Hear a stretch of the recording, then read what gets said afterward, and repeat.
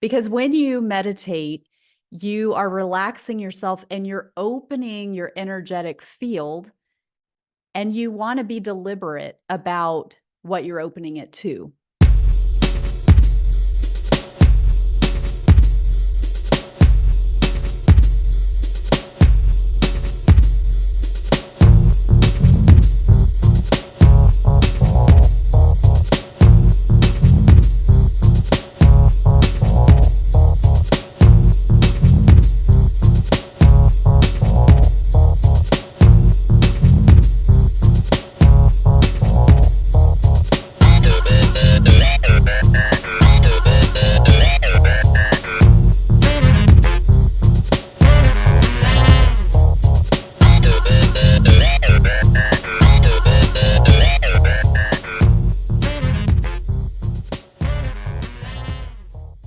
Welcome to Supernormalized, the podcast where we challenge the conventional, break boundaries, and normalize the seemingly supernatural.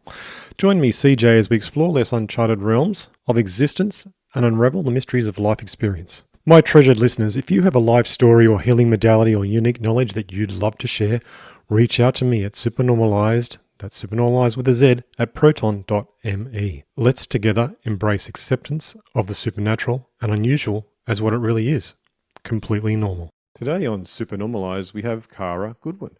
Kara Goodwin is a meditation and spiritual transformation coach, host of the Meditation Conversation podcast, energy healer, and a beekeeper. Her journey into meditation began after a series of tragic events in her life, and through her practice, she has developed a strong connection with Source and has had powerful transcendental experiences that have expanded her understanding of reality and her experience of the world. Kara's multidimensional experiences have transformed her perspective on life, revealing the profound power and potential within each individual. Today, we share a conversation about Kara and her experiences, and I'm sure you'll enjoy it. So, on with the show. Welcome to Supernormalized, Kara Goodwin. Kara, I've read about some of your story here, and you've done a lot of work with expanding your consciousness and reaching into the higher realms. Can you tell us about your background and how you became drawn to meditation and this kind of spiritual transformation? Yeah, well, I kind of my meditation journey began like many people's awakenings do, with which is through kind of life crumbling. So several years ago, I just had this in one kind of 6 month period where there was just an obliteration of reality as I knew it. So I was living in Italy at the time with my family, and it began with the passing of my sister-in-law. She was a close friend of mine, and she took her life. And that was really, really hard for all of us. And following that, about 3 weeks following that, our dog passed away. Oh, And then a few weeks after that, my stepdad was having surgery for spinal stenosis, which is kind of brain stem area, which left a lot of questions. If you're having surgery on that, what's life going to be like? How, there were a lot of unknowns at that time. Luckily, he's doing very well. great. Shortly after that, my mother-in-law was hit by a motorbike while she was crossing the road, and obviously was in the hospital for a long time for that. And by November of that year, my stepmom was in the ICU with a failing heart, and she had a heart transplant. So all of this was happening in America and in England. My in-laws are in England. We're in Italy. So just huge trauma, tragedy happening with people we're very, very close with, and we're not there. Just a really, really difficult time. I remember it was like the end of that year, and I was like, how is it still 2016? Like, when is this year gonna Oh, end? God, it It happens like just that, felt doesn't it? like, yes, everything was happening at once. And that really led to me doing some soul searching. And I had been living, I feel like I'd had, in my own way, kind of a charmed life up to that point. particularly this stint in England where I had kind of put my career on hold so that we would go for my husband's career, and I was kind of living this Mediterranean life, which was just a charmed existence. And so when all of this kind of came crashing down, it felt like the surface pleasures of my life just were kind of meaningless at that point. Mm. And it led me to learning meditation really as a coping mechanism. I really felt that I needed that calmness and that kind of lifeline. And really the sort of spiritual part to meditation came later. I really was coming at it more from like a secular curiosity. I was drawn to the work of Paramahansa Yogananda, who is the author of Autobiography of a Yogi, and he had a very kind of cause and effect. Like that's, if you do this with your breath, then it does this to your brain. And I really, even though he was very spiritual, he was a swami and eventually, a master. But I was very drawn to that sort of scientific approach of cause and effect and being able to kind of have some semblance of control over my responses, over my the way that I felt, kind of helping myself to just feel better emotionally. And but over time it became much more of I really, couldn't deny that spiritual, that soulful connection that just seemed to grow within me. Mm. And so it took some time for that kind of the higher dimensional things that you mentioned in the introduction Yeah. to develop, where it was like, having those types of experiences where, you know, I know very well that what I'm experiencing, it's very real, but it's outside of what we understand, our physical possibilities are, and beyond the scope of what this 3D reality is like. Right, right. So you were deepening your practice using the techniques that you subscribe to by presented by the yogi, and this actually deepened you and opened you up to a strong connection with source and enhanced your spiritual journey, I take it. Yes, absolutely. Hmm. And then how did that unfold for you? I mean, you got through that year of 2016, and you've been pushed along by your understanding of spirit, and you're expanding of your understanding of yourself through meditation. What did that play out like for you over time?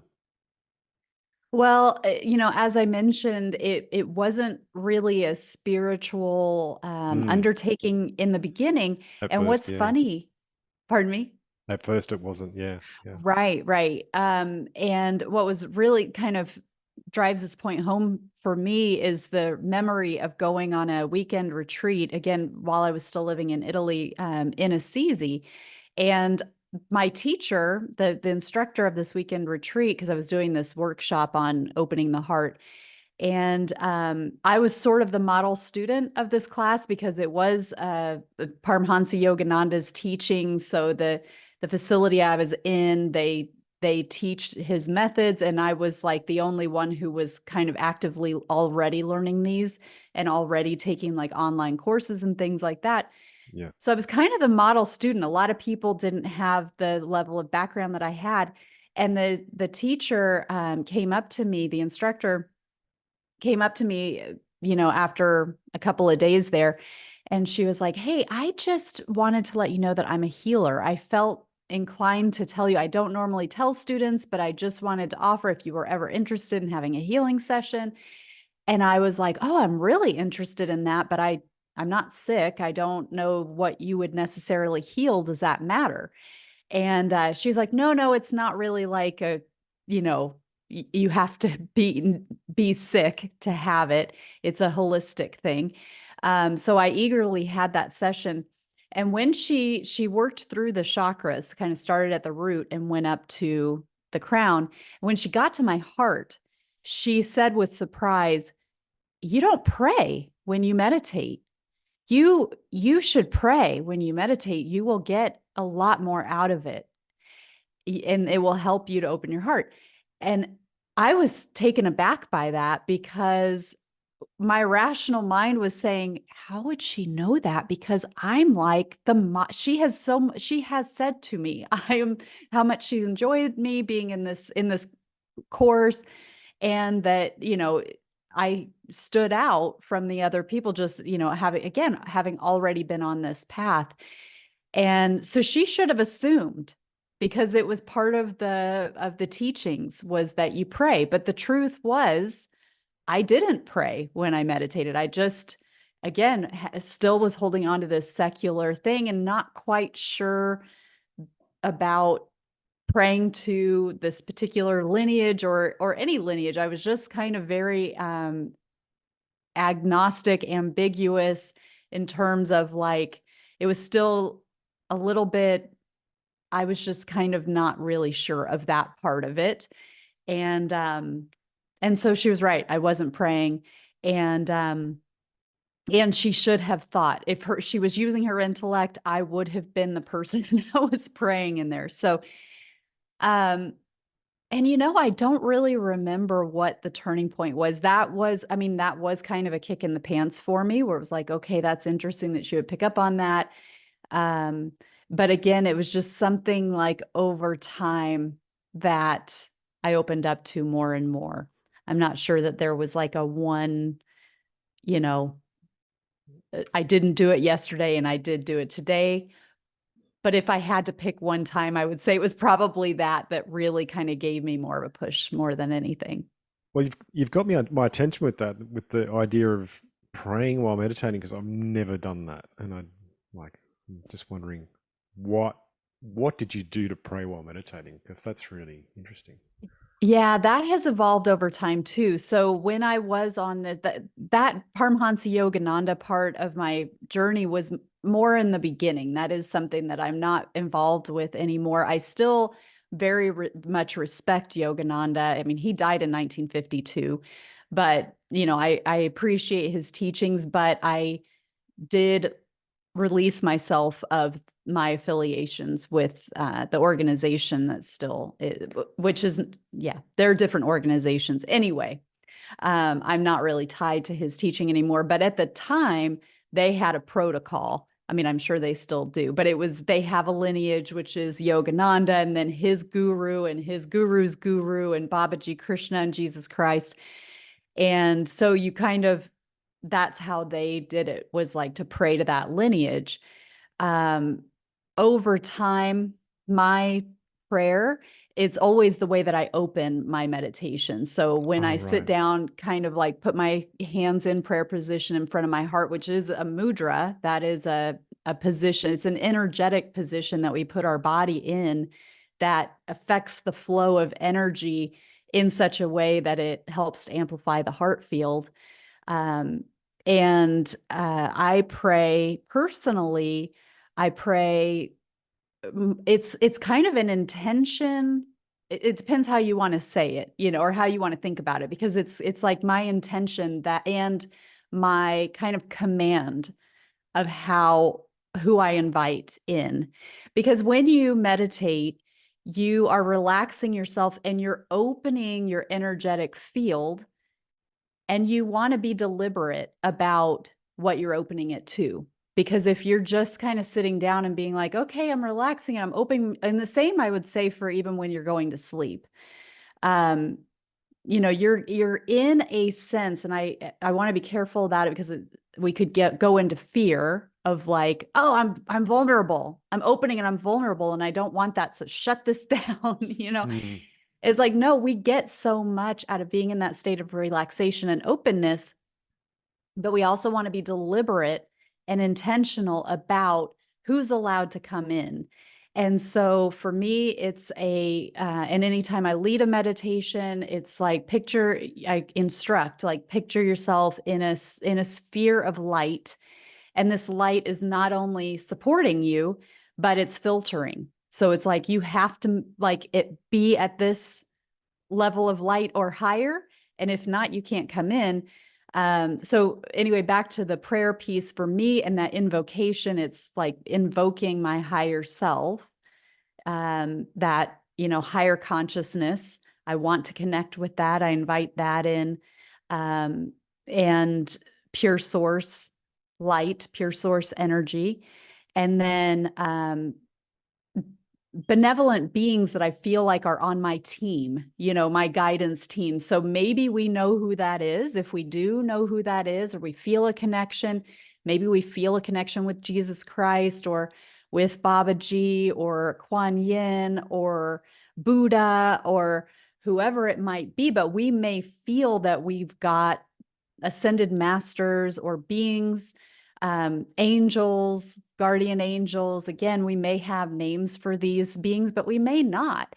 It may be as simple as I invite in my guardian angel, my divine team, those benevolent beings that are assisting me in my ascension or in my spiritual development or having my highest timeline or whatever that might be. And then, it depends it depends what you're open to. Some people might also feel like an affinity for like a star family and may want to invite in, benevolent star family that they feel is helping them. So, it's really such a personal thing, Mm. but I always begin that way with my And you found meditation. much more benefits when you started doing that as well, obviously. Yes. Hmm. So, this deepening of your meditation and this opening of your spirit and connecting into the higher self and external spaces, that brings a lot of phenomenon for other meditators. What sort of phenomena did you actually experience during your encounters in meditation practice? So what is really interesting is that, I I like to say meditation is my jam. It's like my podcast is meditation conversation, and I help people meditate. I lead others in meditation. I teach people how to meditate. Um, and the phenomenon that I have experienced has been in the hypnagogic state before I fall asleep. So it is a type of meditative state, but when I have experienced these things, it's typically, not always, sometimes it is in meditation, but the vast majority of the time, it's in that state before I fall asleep.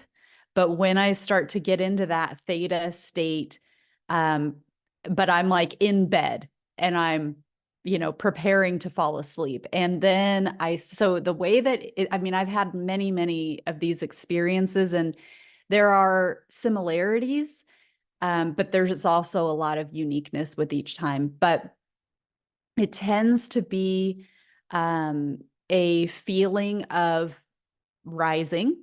But I'm always still in my body because sometimes I toggle back and forth where I'm like, wait, have I actually left my room? Like, am I still in my bed at home? And so I can like check back in and even like, if my eyes are closed, open my eyes. It's like, yeah, I'm still here. But if I close my eyes, or even if I like look at the ceiling or whatever, I'm actually seeing organized shapes, colors, what looks, it has the feeling of like a kaleidoscope in terms of like the colors and the kind of repeating fractals that are making up geometry.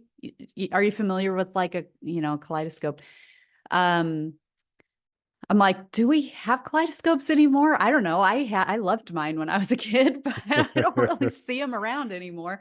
Yeah. Um, but a lot of times it feels like I'm inside a dome, or sometimes it's like a wider dome, like what you would see in a mosque. Mm, Sometimes it's a skinnier dome that's like sometimes it's like long and skinny, like being inside a bullet, like the way that a bullet is shaped, where it's got that like skinny kind of dome to it.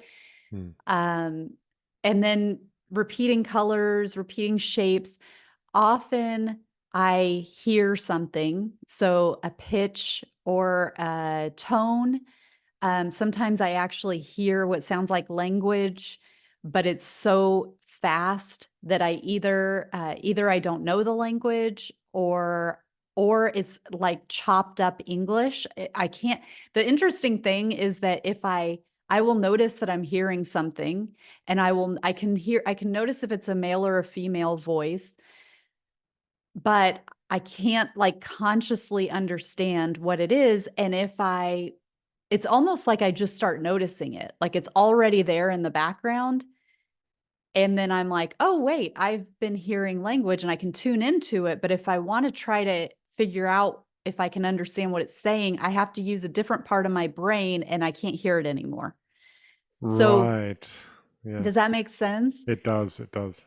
Yeah, and there's a corresponding like the color and the experience, the realm, if you want to think of it like that, the realm that I'm in changes and the sound changes. So like the pitch might increase and then the realm gets more etheric, less color, like skinnier lines, um and it just all becomes like thinner as the pitch is raising, so there's like this whole lifting in sound and in like things start dissolving and becoming like less dense. um a lot of times I see space. I might see like a lot of rotation, like planes, not airplanes, but like, flat planes that are spinning, that are rotating. And then, they might shift so that they're kind of like, I might be looking up at them and then suddenly I'm looking down at them, or they're on their side, or um, kind of interesting things like that. And so for me personally, a lot of times, again, not every time, but a lot of times there's no form in terms of like I don't see beings or landscapes. Sometimes, every once in a while, I will see a being or I will see a landscape. Um, but generally, it's like it's colors and geometries and light and sound. Hmm. Hmm. Right, right. I've had some experiences myself with meditation and phenomena because I meditate every day myself too. Mhm. And one of the times I was in my lounge room meditating on the lounge, and next door neighbors were cooking a really nice Indian meal, and I was in this really deep space, and then this voice popped in and they said, wow, that smells good. And I was like, and it was a, I was like, And it yeah, it wasn't actually your does. thought. No, it wasn't my thought at all. And I Oh, just knew it was a interesting. spirit popping in to say hello and was like, oh, I can smell that. And I was like, yeah, well, I can smell that too. And I thought it was Oh, that's hilarious. awesome. So did you recognize the spirit? Is that something that comes to No, you a lot? no, I don't, I didn't recognize it like, as in somebody I had known. I recognized it in like a different aspect of self. Because in my dreams, I've had this representation of self that pops up quite often. And then I figured out what that was. And it was, yeah, just another aspect of myself. And I thought that was very interesting to have Like that a aspect turn up. parallel life Parallel. or I well, another dimension? okay, I'll explain it another way. So, even though we are in human form, and having this human experience, and we think we're inside this body and everything, that's really nice that we think that.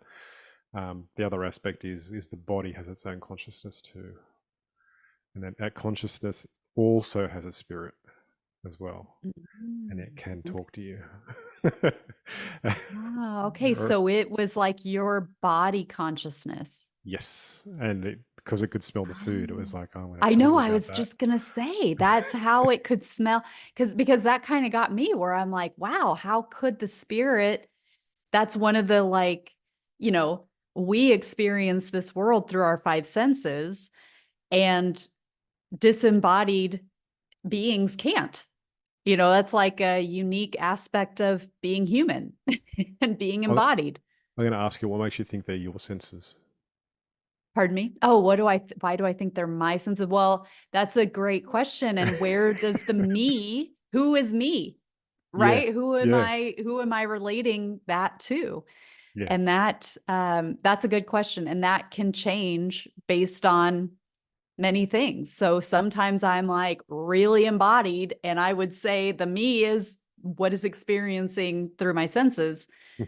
Other times, it's can be more of a witness type of thing where it's like, oh, the body is part of me, but Mm. yeah, it's a very philosophical question. It is. It is. Well, I mean, I think meditation actually brings you into these sort of spaces. It's sort of like I think, a rooting out of the reasoning mind. Mm, Over time, it gets shuffled about, and after a while, you're like, oh, I don't need to reason anymore. I'm just yeah. going to be in this I eternal mean, space. yeah, we keep running up against that rational mind and that Mm. intellectual mind. That's been something that I have had to kind of release from my own, that it becomes a limitation at a certain point where when Oh, you feel absolutely. like you have to explain you have to understand it intellectually, and you have some experiences like what you're talking about, what we've been sharing, and it's like, if you want to approach it completely from the rational intellectual mind, we're not going to get there. It's just, doesn't belong to the rational intellectual mind. It's an impediment. Wow. It's like you got to release some of that and just allow, like, I might hear something or experience something that I just don't understand. And that's just a limitation of that human intellect. Mm, definitely. I found for myself with meditation that it actually allows you to go into a space of like focus, defocus, and when you're in that space, all of the extra languaging that goes on the inside of ourselves about the world around us seems to fall away.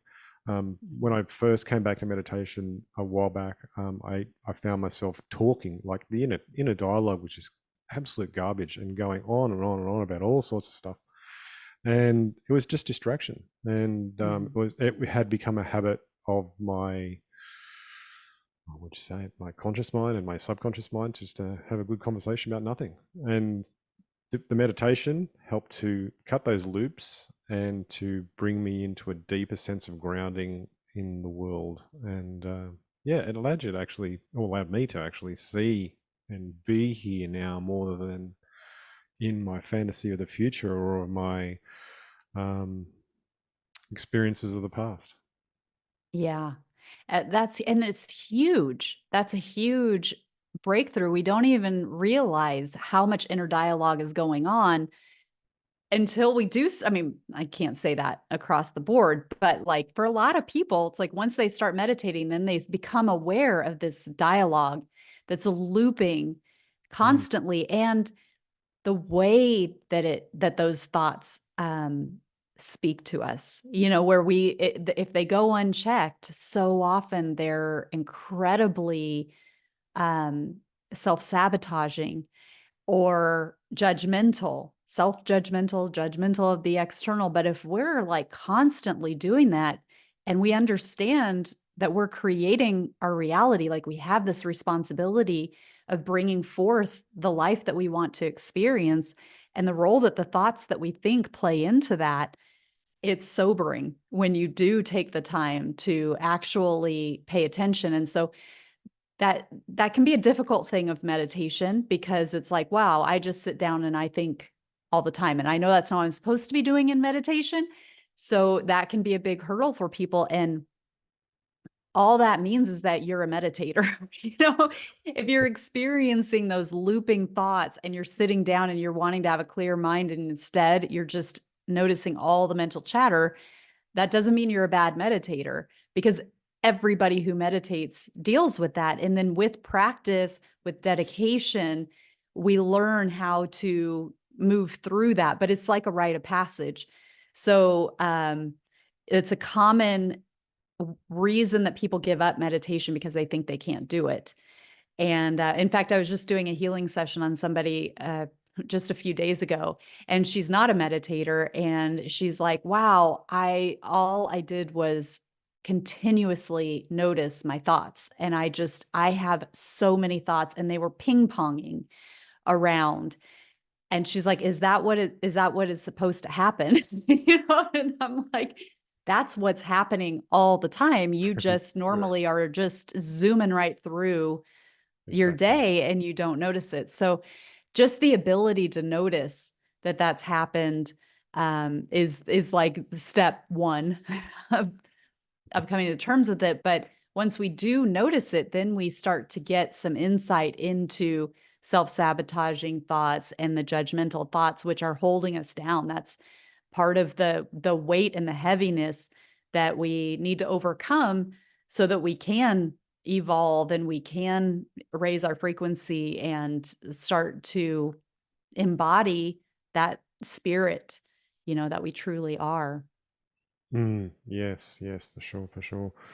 And that embracing allows for a better experience of life for sure. I mean, once you step out of those loops that are somehow and sometimes controlling us, yeah, the world becomes a bigger, bigger place for sure. So, in what ways have your powerful transcendental experiences transformed your perspective of life and the potential of each individual? Well, it comes back to what I alluded to before, which is this, like, we actually are creating our reality. And so even though I mentioned that a lot of the experience, the weirder experiences that I've had in that theta state, where I'm experiencing, this intelligent cosmic energy that's showing up like colors and geometries, there are knowings that come in all at once that are related to that. So, and it makes me understand that even what I'm looking at it's showing how reality is working. And I think that there are a lot of different ways that we can experience reality and experience, like, one of the things is seeing the mechanism of time and how time is represented. The first time I kind of quote unquote saw time, I thought oh, this is how time works. It's on a spiral and there are all these levels and so forth. And you can kind of jump from one place from one point in time to another and all of this. And I've since seen it a couple of other ways where it was like, oh, that was like one way to see it. And I'm seeing another representation of time that's a completely different, like, metaphor, let's say. But anyway, there are these knowings that come in. And let me give you an example. So, um, one of the things that I've experienced is kind of seeing many times where I kind of see my whole body from the inside. But again, I'm seeing my body, but I'm seeing it energetically and kind of experiencing the chakras vibrating and um, all this sort of energetic activity and things moving and this intelligence of it. But at one point I saw my body as like lit up tiles, for lack of a better word. Mhm. And it was like the tiles kind of turned golden during this experience. And then but there was, like, no end to there were no, like, boundaries of me, and I could see that as this, because it was like they didn't start golden, but as they kind of became golden, they just kept moving out, and I realized they were starting to, go into the tiles of people I'm connected to. So my family, for instance, my children, my husband, and it didn't reach all the way into their space, but there's a lot of overlap between us. So it was like as my tiles went gold, it went into like the relationship space. So it kind of went beyond my physical body and started moving energetically into the space between me and other people. And then because my my tiles are brightening, it and then it's going out into those relationships, it automatically like flushes them with golden light as well. Beautiful. And so it was such a I mean, again, it's a metaphor, but it's also a mechanism of reality. I mean, we know that this is also true just from our lived experiences of as we improve ourselves and we heal ourselves, then that helps us to heal the ones that we're connected through just because the way that we interact in our relationships change. Yeah. And so it was a really beautiful, like, oh gosh, there's a I mean, I kind of intellectually knew that, but to see it, in that way and how it works energetically was really powerful. So it just kind of that's what I mean. It's like this like energetic understanding and like an experiential understanding of how things that we may hypothesize actually work energetically in terms of our role in creation, our role in the creation of our lives, our role in the lived experience of our lives, and how much it comes from us. Also experiencing a few times I've seen things in what I call like a realm of mirrors. I'm in uh, one of these realms, and everything I look at, they're not like mirrors like they're fractal mirrors. It's again the kaleidoscope kind of thing, but they're made of mirrors. And so it's this constant, very dynamic, constantly changing shapes, but they're all mirrors. And I'm like, why are they mirrors? And I'm like, oh, because everything in the that I think is outside of me is actually a reflection of me. And it's like changing the way that I look at it, then changes the way that it looks and how it reflects it back to me. And so that again, that how important we are in changing what we think is happening outside of us.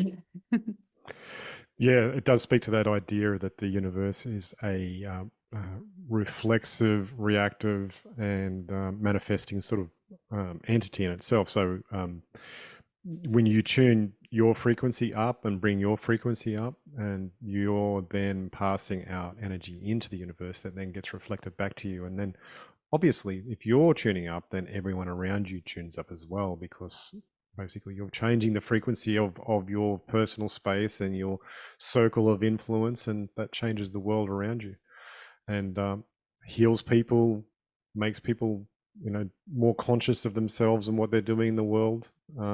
And I've experienced this myself with my own meditations, and yeah, it's amazing what happens when you start to really just embrace that understanding and realize that the world is feeding back to you what you're putting out. And yeah, very, very key and very important. Right. How do you incorporate your energy healing capabilities into your work? And how does that, what sort of form does that take? Well, I am a Reiki master, so in some cases I am literally doing healing sessions on people. So that sometimes that's in person, sometimes that a lot of times that is remote, where we kind of connect via the phone to begin with, but then they relax. We do use the same time, in the quantum. We don't have to be in the same time and space, but I do find it's really helpful for them to take that time to relax and really kind of feel into what's happening. Um, but a lot of as like I've worked on myself and my own capabilities in meditation, um, it's there's a lot of healing that comes through just in like a group meditation. So I don't necessarily call some of the meditations that I do like, let's have a healing meditation, but it's sort of a byproduct. in saying that, I do have a community called the Healing Hearth. And so we do focus a lot on healing. And that is a big part of our meditation. But it's really kind of triggering the healing that everybody has the capability of, and they need to kind of tune into it, become aware of it, and get sort of activated to release it or to activate it. So a lot of that just comes through in the guided meditations that I do. And then I also really enjoy doing like personal meditation transmissions where I record like a 10-minute meditation or something. And it's specifically designed for a person's area of focus that they're wanting to work through. But it's using my voice signature, Right. which, is carrying the vibration that, so there are like words for, words to meditate to, but they're not as important as the vibration that they're hearing.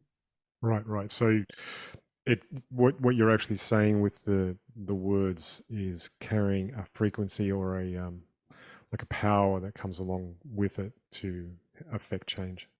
Exactly. Yeah. Mm, mm. You mentioned that you actually are a beekeeper as well.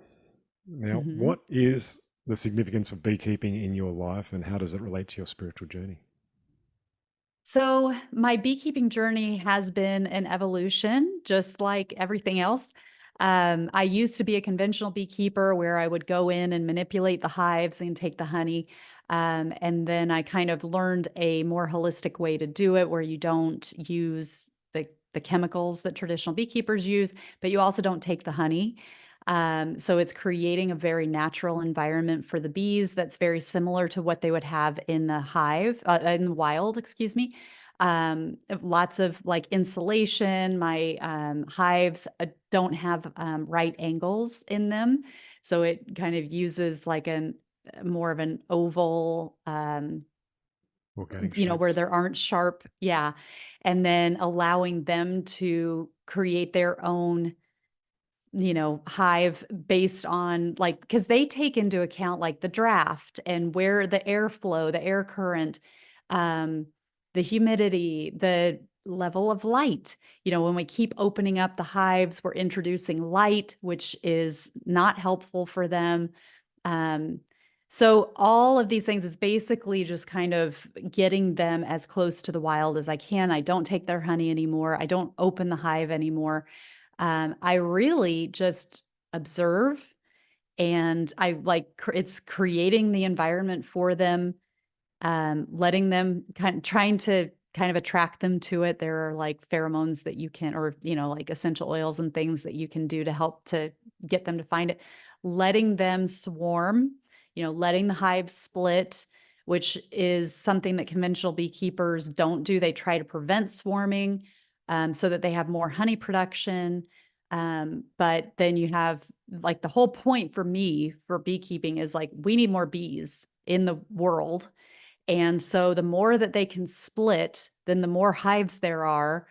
And so it's like, yeah, if you guys, there's no prevention of trying to keep them from splitting. So I think my hive, as far as I know, it has split multiple times. I can never know for sure, like, are those my bees? They don't live on my property. I have a little tiny property in a densely packed community. But so I am not always there to see when they're swarming or when they're, yeah, swarming. But yeah, so it's really, but they're fascinating. They're really, really fascinating, what they do for our planet and their whole community, the whole apian being that they are. It's like all these individual bees are actually part of of one animal. So a whole hive you can think of as like a being, and they're so intelligent. The way that they use geometry, the way that they, the way that they construct their hives, the way that they interact with the plants, and it's theorized by some mystical beekeepers, what they've tuned into. The bees can see, they can see with their heightened perception, without even landing on a flower, if it's ready to be pollinated, if it's worth landing on. And Wow. um, really, they're so crucial in our ecological system.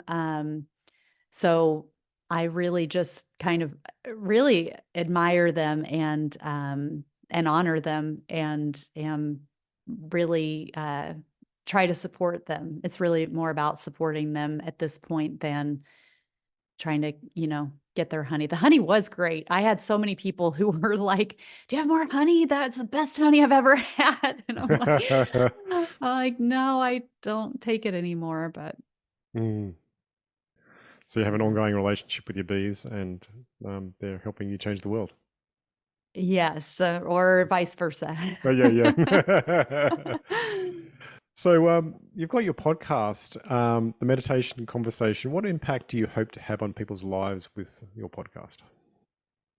I think probably very similar to yours, where it's really just opening people up to a different way of seeing the world. I have a very diverse guest um, list, I guess. I've been going for a long time. I've got 300 and something odd episodes Whoa. with guests like we talk about. I've near death experiencers, people who channel galactic beings, people who have done, research at Cambridge for the science of meditation, really looking at it more from like Nice. what's happening in the brain, um, healers, and r- of just a spectrum of different expertise.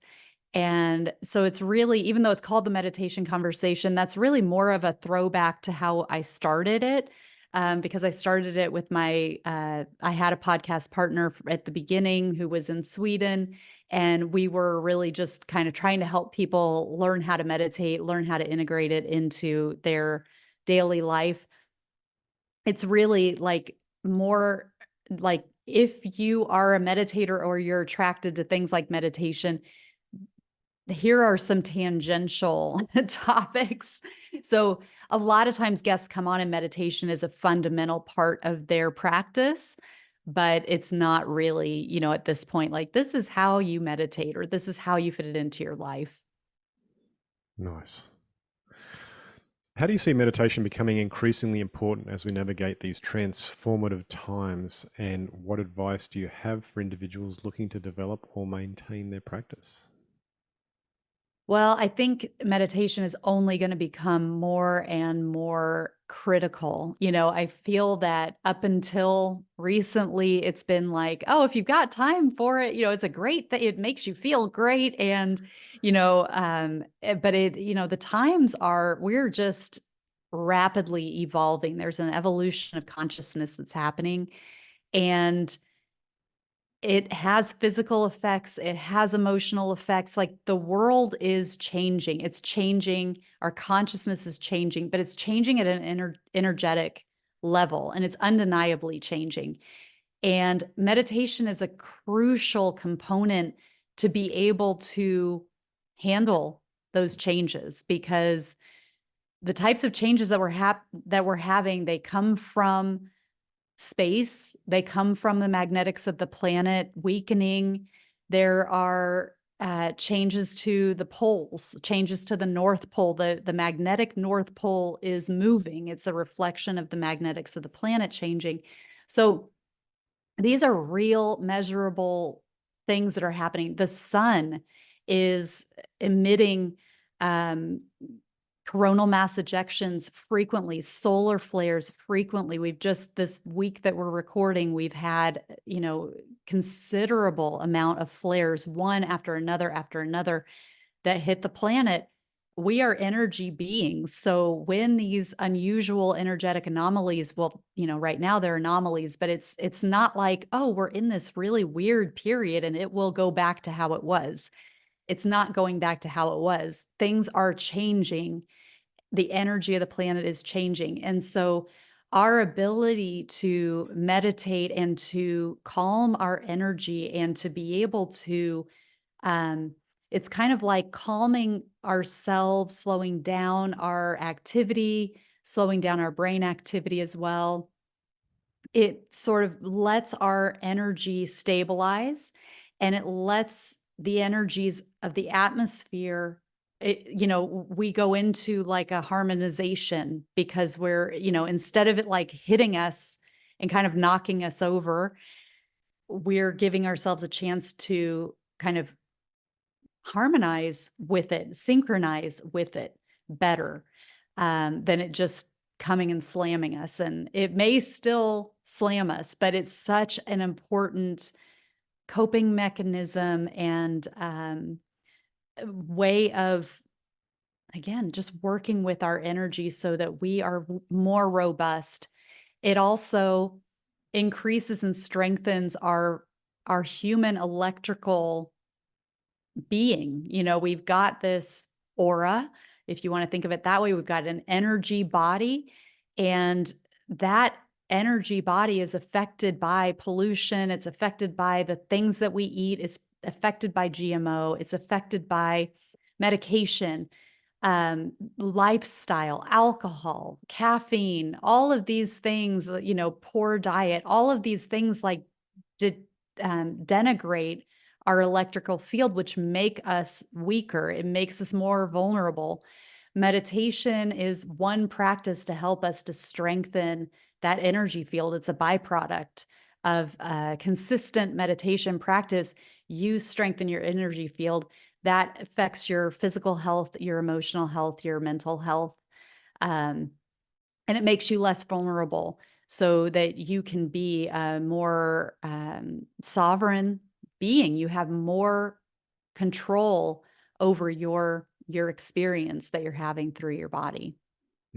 Exactly. Exactly. Cara, we're coming to the end of the podcast. How do people find you? So I have a website, karagoodwin.com. I spell Kara with a K, or my parents spelled it with a K. I just carried on with that. So and you can get to the podcast at themeditationconversation.com. And I'm pretty active on Instagram. That's Kara_Goodwin_meditation. And YouTube as well. You go to themeditationconversation.com. That'll take you to my YouTube channel as well. And so I'm out there and pretty easy to find. Great. Thank you so much for your conversation, Cara. It's been very interesting to talk to you about your understanding of meditation and how it's affected you and the people around you and the world you experience. Thank you. It's been such a joy to connect with you today. Thanks so much for having me on and for everything that you're doing um, with your podcast, too. Thanks so Thank you. much. Yeah, you're welcome. Thank you so much. All right, we'll say goodbye to listeners and bye for now. Thanks, everybody.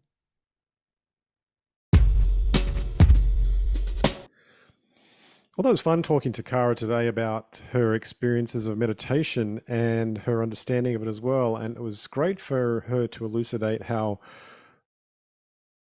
when she has tuned herself up frequency wise, that it does actually assist and heal and help others around her just by changing herself. So it does actually resonate back to that idea of change yourself and you change the world. So yeah, I wholly encourage that for everyone. If you don't think you can meditate, I'm certain you can. There's other ways to do it. My wife actually has a lot of trouble meditating, and one day she sat down with a guided meditation, and she said she got to a certain space where she found that she just saw the thoughts just fall away, and she fell into the in between of those thoughts. And when she got to that in between space, that's when she felt a lot of space and a lot of calm. And she told me all about it. And I said, "That's what meditation is." Do more of the in between. So yeah, if you've enjoyed today's show, please reach out to Cara and say thank you. And if you think somebody else could benefit from hearing this, then please share to at least one person. I'd really appreciate that. And if you haven't already, please jump on your podcast app and give us a 5 stars. That helps people to find these conversations worth sharing. And that's it for this episode. And until next episode, I'm going to say bye for now.